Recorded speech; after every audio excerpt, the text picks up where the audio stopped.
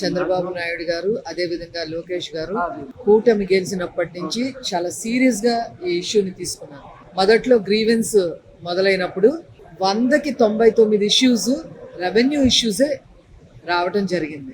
ఇక లాభం లేదని చెప్పి జిల్లాల వారీగా మండల వారీగా రెవెన్యూ సదస్సులు కూడా ఏర్పాటు చేసి అక్కడున్న భూ సమస్యలన్నీ కూడా తీర్చడానికి కూటమి ప్రభుత్వం తన వంతు ప్రయత్నం చేస్తా వచ్చింది.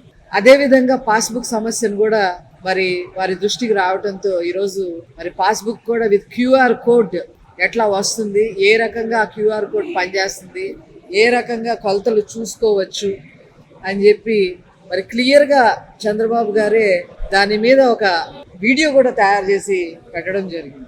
అలాగే ఇక్కడ ఇంకా గ్రీవెన్స్ సెల్ మేమందరం కూడా మరి గ్రీవెన్స్ సెల్ ఇప్పుడు రెవెన్యూ ఇష్యూస్ చాలా వరకు తగ్గాయి, బట్ స్టిల్ రెవెన్యూ ఇష్యూస్ వస్తూ ఉన్నాయి. అదేవిధంగా వికలాంగుల పెన్షన్ ఇష్యూస్ వస్తూ ఉన్నాయి.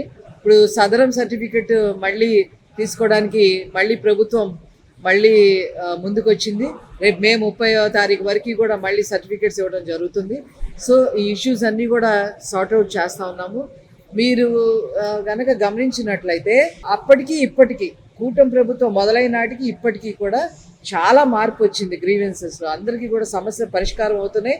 సమస్య పరిష్కారం దిశగా ఒక ఆఫీస్ నడుస్తుంది, దానిలో 25 మంది పనిచేయడం కూడా జరుగుతూ ఉంది. ఒకప్పుడు స్పందన కార్యక్రమం పెట్టి ఎవరిని లోపలికి రానియకుండా జగన్మోహన్ రెడ్డి నలుగురే లోపల రానిచ్చేవాడు. విజయసాయి రెడ్డి, వైవి సుబ్బారెడ్డి, పెద్దిరెడ్డి రామచంద్రారెడ్డి, సజ్జల రామకృష్ణారెడ్డి, వీళ్ళు నలుగురే.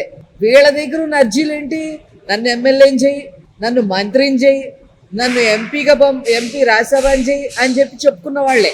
తర్వాత ఎక్కడ భూ కబ్జాలు చేయాలి, ఎక్కడ మద్యం డీలర్షిప్లు జరగాలి, ఆ డీలర్షిప్లు ఎవరికి ఇవ్వాలి, ఆ లైసెన్సులు ఎవరికి ఇవ్వాలి, అదేవిధంగా రేషన్ ఉంటే దాన్ని ఎలా ఎవరికి ఇవ్వాలి, ఇవి వాళ్ళకు వచ్చిన అర్జీలు స్పందనలు. అంతేగాని ప్రజల గురించి వచ్చినవి ఏమీ లేవు.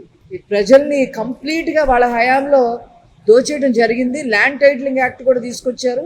స్థలాలు కూడా అసైన్ ల్యాండ్స్ కూడా దోచేయడానికి వాళ్ళు పన్నాగం పన్నారు. ఈలోపు ఎలక్షన్ వచ్చి చంద్రబాబు నాయుడు గారు గెలిచారు కాబట్టి ప్రజలందరూ కూడా ఊపిరి పీల్చుకుంటా ఉన్నారు.